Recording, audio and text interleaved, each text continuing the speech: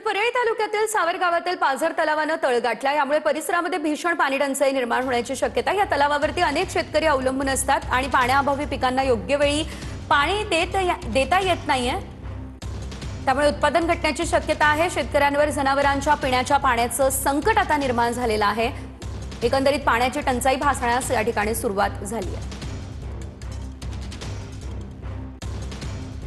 पाहिलं तर मराठवाड्यामध्ये तापमानाचा पारा गगनात गेलेला आहे। आपण पाहू शकतो ते सध्या पाहिलं मराठवाड्यात पाहिलं तर 41 ते 42 डिग्री तापमान झालेलं आहे। आणि याच अनुषंगाने पाहिलं तर परळी तालुक्यातील जे प्रकल्प असतील, नद्या असतील, या ठिकाणी पाहिलं तर वाहन धरण असतील, आता याचा पाणी पातळी अत्यंत कमी झालेली आहे। आम्ही पाहू शकतो की या ठिकाणी परळी तालुक्यातील सावरगाव मी आता पाझर तलावामध्ये आहे आणि या ठिकाणी पाहिलं तर पाण्याची पातळी अत्यंत आता खाली गेलेली आहे आणि या ठिकाणी पाहिलं जनावर पिण्याच्या पाण्याचा आता प्रश्न आढळून आलेला आहे। एवढे पाऊस नाही पडला या ठिकाणी शेतकरी मोठं संकट देखील येऊ शकते। कॅमेरा पर्सन विकास वाघमारे, मी संभाजी मुंडे, ट्यून MIT, सावरगाव, परळी।